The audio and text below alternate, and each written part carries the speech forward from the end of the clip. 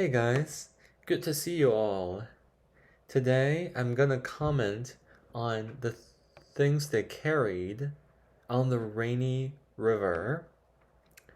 On the Rainy River tells a story about a cord.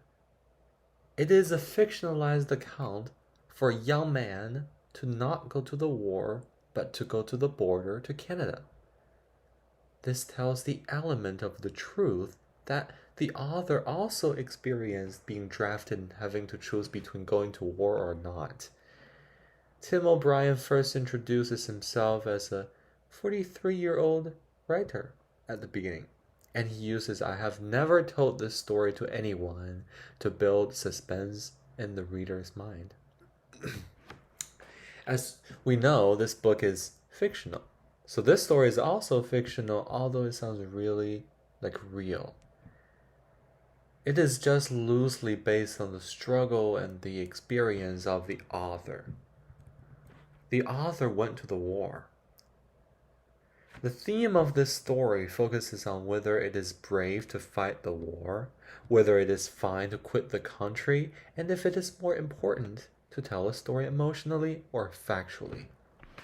This commentary focuses on the theme and symbolism of the story. He uses the words politically naive to convey his youth. He then uses "once people are dead, you can't make them undead" to evoke the cruelty of wars. Then he comes to the date where he received the draft notice. The atmosphere before the receipt was calm and placid, cloudy and very quiet, a humid afternoon. These elements are not very pleasant, and they're uncomfortable. These symbols foreshadow the significance of the coming event, which is going to war. He then received that notice, which made him crazy. I was too good for war, too smart, too everything.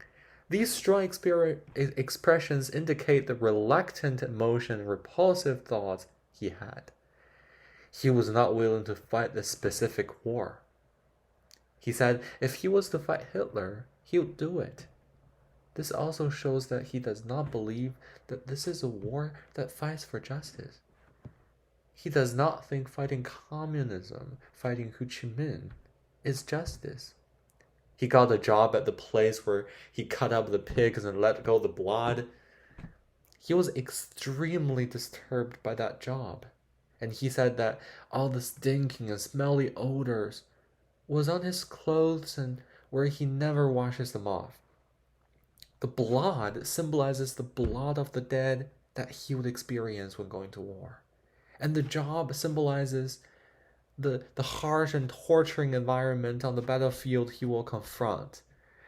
Those bad odors symbolize the irreparable memory veterans get after the war, which is significant trauma, and that is PTSD. He does not think he can handle these. So these also make him more assertive with not going to the war. The internal conflict was ringing and singing in his head. He finally decided to quit the country and go to Canada. This action is what makes him a coward. Before he left, he wrote some letters to his parents. Those letters symbolized his last words or his will, which also allude to this determination about leaving home and leaving his parents for an unprecedented period. The man who he met at the border sheltered him, and on the last day of his stay, the man proposed the fact that they need to calculate the spend, which also shows that the man is trying to end his stay. But he did not ask him to give him any money. Instead, he gave him some money for emergency cost, which shows his kindness and benevolence. On the last day, he carried him to the boat, where he carried him to the border and asked him to decide. He was in great disarray. He fell into a great hallucination. He saw a lot of people. He saw his high school buddies, his old teachers. They symbolize his childhood experience. He saw Abraham Lincoln. He saw St. George and Lyndon Johnson. They symbolize the morality, dignity, and patriotism. He saw his future wife, his future daughter. They symbolize his future. He saw his neighbors, people in his town. They symbolize his unwillingness and embarrassment of betraying them. He saw Jimmy Cross and dead soldiers, boys who have no arms, and terrible bombs. So they also are those people in the war. He is also waving the positive and the negative, those terrible things. And he finally decides to overcome the horror of war because he cannot bear the embarrassment he will confront if he leaves, which is leaving parents and people in the town forever and just leave the country forever. He cried, went back home, and went to the war. He finally said, I was a coward. I went to the war. Being a coward is not who go to the war, but he goes to the war which made him a coward. This paradox juxtaposes the being in the war, which we call courage, and being in the war, which we all call coward.